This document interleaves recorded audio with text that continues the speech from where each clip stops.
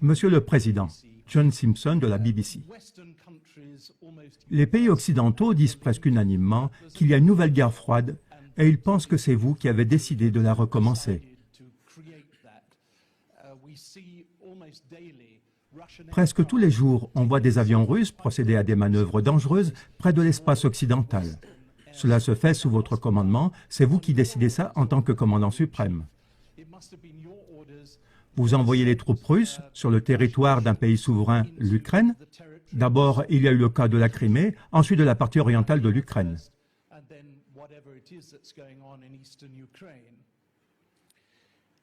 Maintenant, vous avez un certain problème avec le cours du rouble. Vous allez avoir besoin de l'aide, de la compréhension et du soutien d'autres pays, et notamment des pays occidentaux. Est-ce que vous allez profiter de cette occasion pour dire à l'Occident, si je puis me permettre de poser cette question, que vous ne souhaitez pas une nouvelle guerre froide et que vous allez maintenant faire tout votre possible pour résoudre le problème en Ukraine? Merci.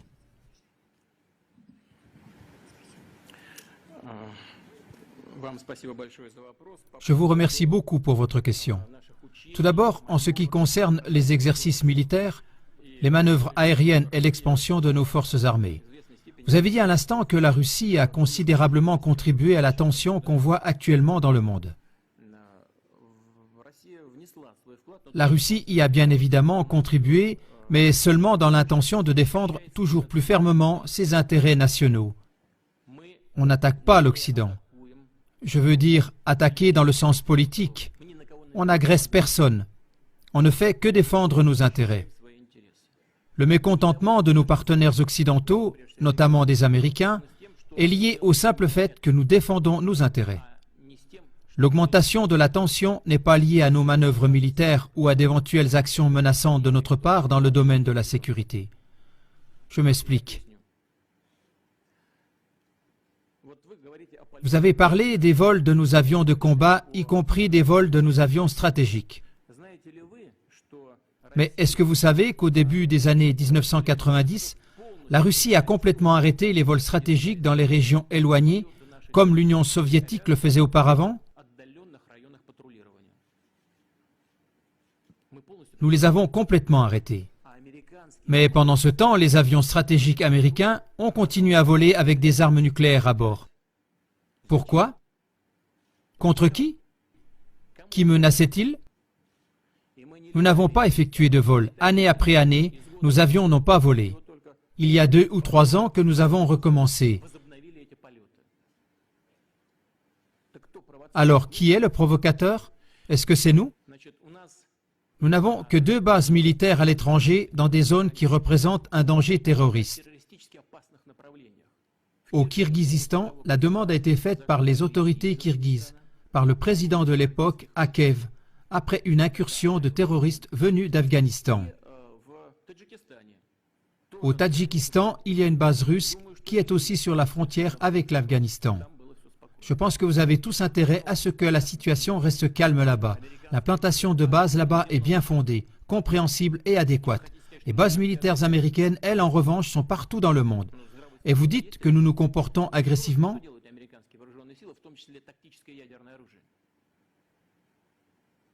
Le bon sens, il est où? Que font les forces américaines en Europe avec leurs armes nucléaires pré-stratégiques? Qu'est-ce qu'elles font là-bas? Écoutez, le budget de la défense russe pour l'année prochaine a augmenté. L'équivalent en dollars, pour ne pas dire une bêtise, c'est à peu près 50 milliards de dollars. Et le budget militaire du Pentagone dépasse le nôtre de 10 fois.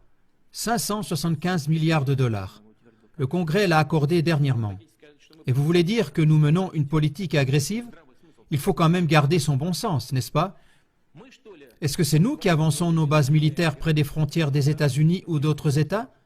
Qui est celui qui fait avancer les bases de l'OTAN toujours plus près de nous? Qui est celui qui laisse avancer vers nous l'OTAN et les infrastructures militaires? Ce n'est pas nous. Quelqu'un nous écoute-t-il à ce sujet? Y a-t-il un dialogue qui a lieu avec nous? Non, ce n'est pas du tout le cas. On nous dit toujours la même chose. Ce n'est pas votre affaire. Chaque pays a le droit de choisir sa méthode pour garantir sa sécurité. Alors bon, nous allons donc faire la même chose. Pourquoi on nous interdit ça? Et j'en ai déjà parlé. Qui a résilié unilatéralement le traité du système de défense antimissile, qui était sans aucun doute à l'époque une des pierres angulaires des plus importantes dans tout le système de sécurité international? Est-ce que c'est nous? Non, ça a été fait par les États-Unis de façon unilatérale. Les USA nous menacent. Ils déploient ces éléments de la défense antimissile non seulement en Alaska, mais aussi ici en Europe, en Roumanie, en Pologne, tout près de nos frontières. Et vous voulez dire que nous menons une politique agressive? La question de savoir si nous voulons des relations sur un pied d'égalité avec l'Occident? Oui, bien sûr, mais seulement à condition que nos intérêts nationaux soient respectés, aussi bien dans le domaine de la sécurité que dans le domaine de l'économie. Pendant environ 19 ans, nous avons négocié l'entrée de la Russie à l'OMC. Nous avons dû faire énormément de concessions pour cela. Et tout le temps, on a pensé qu'il s'agissait d'accords vraiment solides, inébranlables. Je ne veux pas dire qui a tort ou qui a raison dans ce conflit ukrainien. Je pense que c'est notre position qui est la bonne. Mais laissons ça de côté. J'en ai parlé déjà plusieurs fois et je pense que nos partenaires occidentaux ont tort en ce qui concerne la crise ukrainienne. Donc nous avons adhéré à l'OMC. Là, il y a des règles commerciales solides. Ces règles ont été violées. Les règles du droit international ont été violées et les règles de la Charte des Nations Unies ont été violées lorsque des sanctions économiques illégitimes et unilatérales ont été infligées à la Russie. Est-ce de nouveau nous qui avons tort? Nous voulons entretenir des relations tout à fait normales avec l'Occident dans le domaine de la sécurité, dans la lutte contre le terrorisme, dans le domaine de la non-prolifération des armes nucléaires. Nous voulons collaborer dans le domaine de la lutte contre la drogue, contre le crime organisé et pour la prévention des maladies infectieuses, y compris le virus Ebola. Tout cela, nous allons le faire ensemble, y compris dans le domaine économique, si nos partenaires occidentaux veulent bien.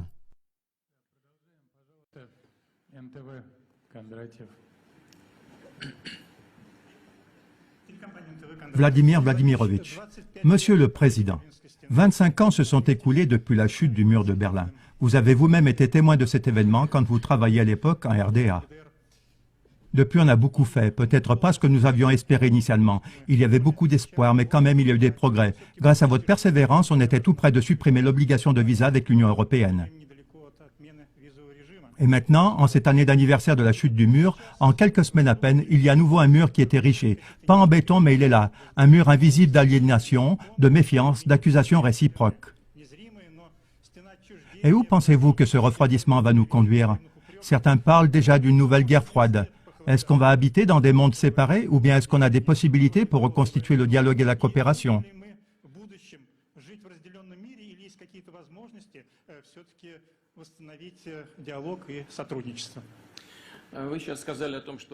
Vous avez parlé de la chute du mur de Berlin et actuellement on voit que de nouveaux murs sont en construction.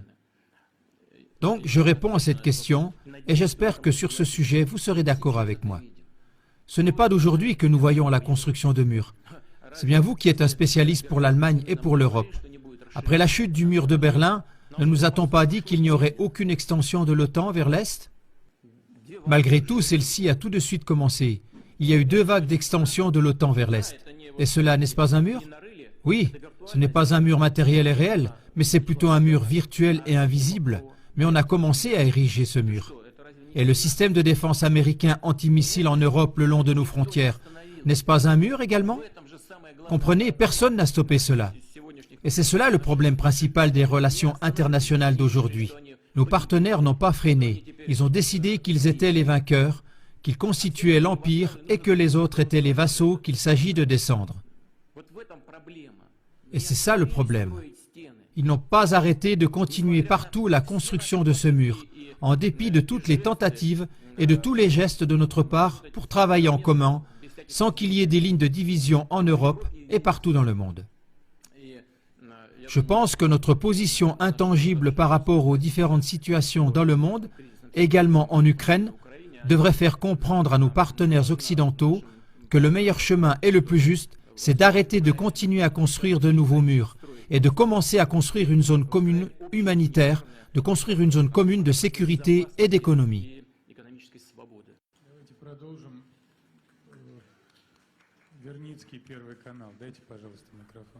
Monsieur le Président, ce qui se passe actuellement avec notre économie, est-ce le prix pour la Crimée? C'est maintenant le moment de l'avouer honnêtement.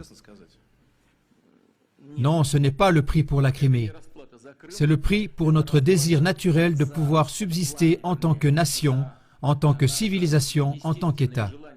Et cela pour les raisons suivantes. Tout à l'heure, lorsque j'ai répondu à la question de votre collègue qu'après la chute du mur de Berlin et l'effondrement de l'URSS, on s'est totalement ouvert à nos partenaires occidentaux.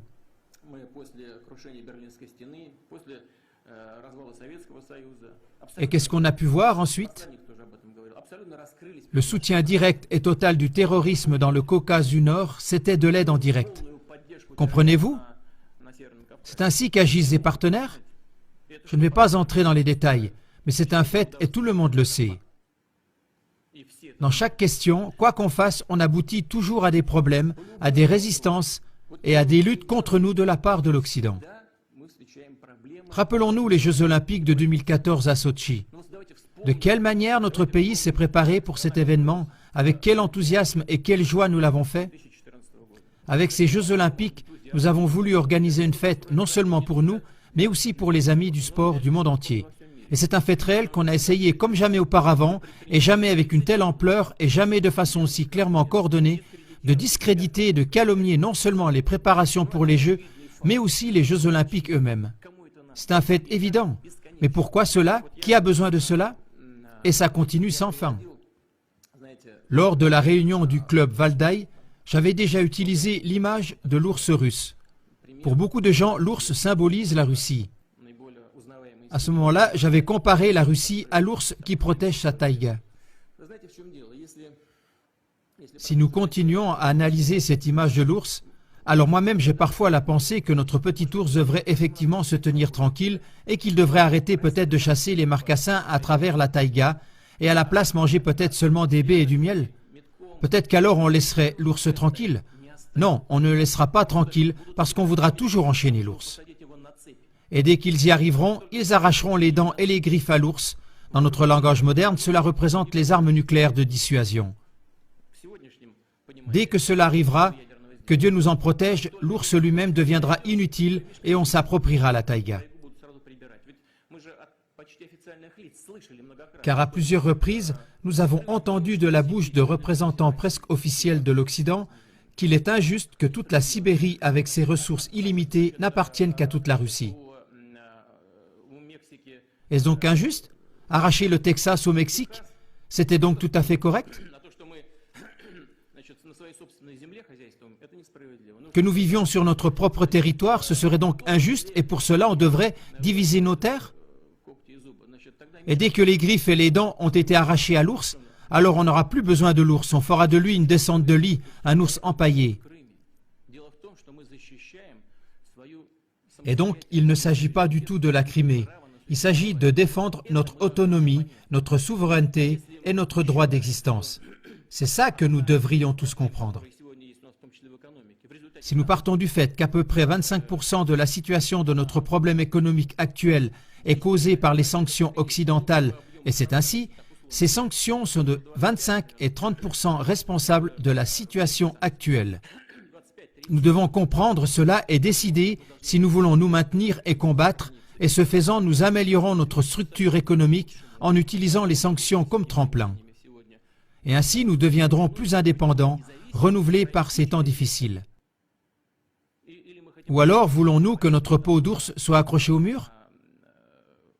Voilà le choix devant lequel nous nous trouvons. Et cela n'a rien à voir avec la Crimée.